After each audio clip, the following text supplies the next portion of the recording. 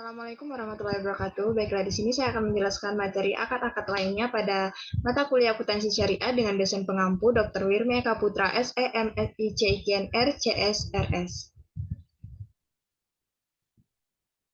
Baik, sebelum masuk ke dalam materi, perkenalkan nama saya Fatmawati dengan NIM C1C020088, ruang R010 akuntansi, mata kuliah akuntansi syariah di Universitas Jambi. Baik, pokok bahasan yang akan saya bahas di sini ada akad syar, wadiyah, al-wakalah, al-kafalah, kardul hasan, al-hiwala, dan arang. Baik, yang pertama itu akad syar. Definisinya itu secara bahasa merupakan tambahan dan kelebihan, sedangkan secara istilah adalah sistem tukar-menukar harta atau aktivitas perdagangan sesama mata uang, baik yang sama ataupun dengan mata uang negara lain seperti dolar dengan yen, rupiah dengan pound, pound sterling, dan lain-lain. Syaf ialah suatu kesepakatan dalam transaksi jual beli di antara dua valuta baik yang sejenis maupun dengan mata uang negara lain. Negara lain ataupun masih satu negara. Ketika melakukan aktivitas perdagangan valuta asing diisyaratkan saat akad harus sudah diselesaikan sebelum penjual dan pembeli meninggalkan tempat transaksi. Dan sumber hukumnya itu ada 3. Yang pertama itu pada Al-Quran Quran surah Al-Baqarah ayat 275. Di situ telah ditegaskan bahwa Allah memperbolehkan kegiatan perdagangan dan melarang adanya sistem riba dalam bentuk apapun, yang artinya syaf tidak diperbolehkan adanya penundaan karena hal itu bisa mengandung riba. Dan yang kedua itu pada hadis riwayat Usamah bin Said radhiyallahu RA dari Nabi Shallallahu Alaihi Wasallam bahwa beliau bersabda, tidak ada riba kecuali jika ada penundaan. Disampaikan oleh Ibnu Abbas yang mengangkat hadis tersebut. Telah jelas Rasulullah menyampaikan jika dalam penundaan jual beli dipastikan akan adanya riba.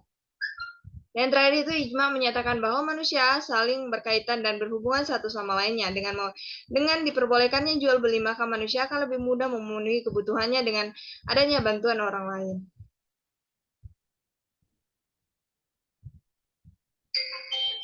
Dan terdapat berbagai hal yang wajib dipatuhi oleh kedua pihak agar transaksi jual beli mata uang sah. Yang pertama itu pelaku akad, yang kedua itu objek akad, dan yang terakhir itu ijab kabul. Dan yang kedua itu akad wadiyah. Dalam tradisi fikih Islam, prinsip titipan atau simpanan dikenal dengan prinsip al-wadiyah. Al-wadiyah dapat diartikan sebagai titipan murni dari suatu pihak ke pihak lain, baik individu maupun badan hukum, yang harus dijaga dan dikembalikan kapan saja si penitip menghendaki. Menurut ulama mazhab Maliki, mazhab Syafi'i, dan mazhab Hanbali atau jumhur ulama mendefinisikan wadiyah dengan mewakilkan orang lain untuk memelihara harta tertentu dengan cara tertentu. Sumber hukumnya itu pada Al-Quran surah An-Nisa ayat 58 yang artinya sesungguhnya Allah menyuruh kamu menyampaikan amanat kepada yang berhak menerimanya dan menyuruh kamu apabila menetapkan hukum di antara manusia supaya kamu menetapkan dengan adil.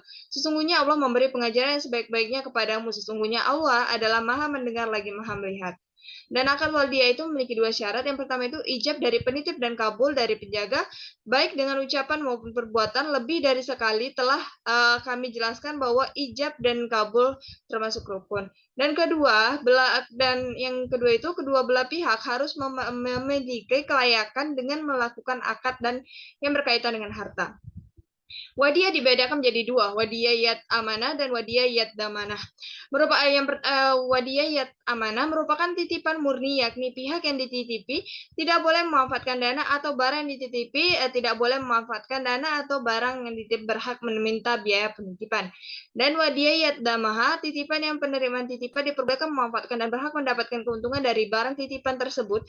Dari keuntungan yang diperoleh dari pemanfaatan barang titipan ini dapat diberikan sebagai kepada pihak yang menitipkan dengan syarat tidak diperjanjikan sebelumnya.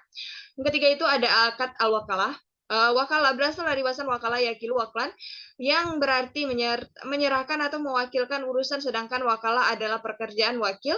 Al-wakalah juga berarti penyerahan al-tafwid, dan pemeliharaan al-hifz. Wakalah dalam arti harfiah adalah menjaga, menahan, atau penerapan keahlian atau perbaikan atas nama orang lain. Dari sini kata tawakil diturunkan, yang berarti menunjukkan seseorang untuk mengambil alih atau suatu hal, juga untuk mendelegasikan tugas apapun ke orang lain. Landasan hukumnya itu ada 3. Yang pertama itu Al-Quran, Sunnah, dan Ijma. Bisa dilihat pada slide ini. Dan wakal dapat dibedakan menjadi 3. Yang pertama itu ada al-wakal al-koso, al-wakala al-amma, al-wakala al-muqayyadah, dan al-wakala mutlaqo. Dan rukun wakala itu ada 4. Yang pertama itu orang yang memberi kuasa atau al-muwakil, orang yang diberi kuasa al-wakil, perkara atau hal yang dikuasakan al-taukil, pernyataan kesepakatan ijab dan kabul. Akad al-kafalah, secara umum, kafalah merupakan pembahasan hukum Islam yang telah menjadi sorotan para ulama terdahulu. Al-kafalah merupakan jaminan diberikan oleh penanggung kepada orang yang memiliki tanggungan kepada orang lain atau dalam artian yakni berarti pengalihan tanggung jawab terhadap sesuatu yang dijamin atau yang ditanggung. Dasar hukumnya dapat dilihat pada slide ini. Dan untuk rukunnya itu ada 5. Yang pertama itu kafil, makful lahu, makful anhu, makful bih, dan sikat kafalah. Yang kelima itu ada kardul hasan. Menurut undang-undang, arti dari kardul hasan merupakan akad pinjaman dana kepada nasabah atau peminjam dana dengan ketentuan si peminjam dan wajib mengembalikan dana yang diterima pada waktu yang sudah ditentukan dan disepakati oleh kedua belah pihak. Dan dasar hukum kardul hasan itu ada 2, Al-Quran dan hadis. Dan pada Al-Quran itu ada Quran surah Al-Baqarah ayat 245, dan pada hadis itu dijelaskan oleh hadis riwayat Muslim. Dan 3 macam rukun dari akad kardul hasan itu dua belah pihak antara si pemilik dana dengan peminjam dana. Objek dari kardul hasan berupa uang atau alat tukar yang lain, ijab kabul, atau bisa disebut dengan serah terima pinjaman antara kedua belah pihak. Yang keenam itu akad al-hiwalah.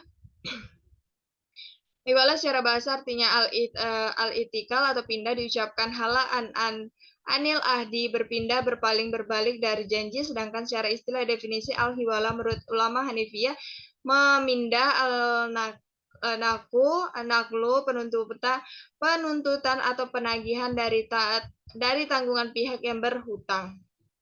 Landasan syariahnya itu ada 3, itu Quran surah Al-Baqarah ayat 282 dan hadis yang diriwayatkan oleh Bukhari dan Muslim dari Abu Hurairah dan ijma. Dan ditinjau dari sisi lain, hiwala terbagi menjadi 2, yaitu hiwala al-muqayyadah dan hiwala al-mutlaqah. Akad alan, secara etimologis aran berarti tetap dan lama, dan aran dalam istilah etimologi positif disebut dengan barang jaminan, anggunan, dan tunggahan. Landasan hukumnya itu ada 3, Al-Quran, hadis, dan ijma. Dapat dilihat pada slide ini. Baik, sekian dari saya. Saya tutup dengan wassalamualaikum warahmatullahi wabarakatuh.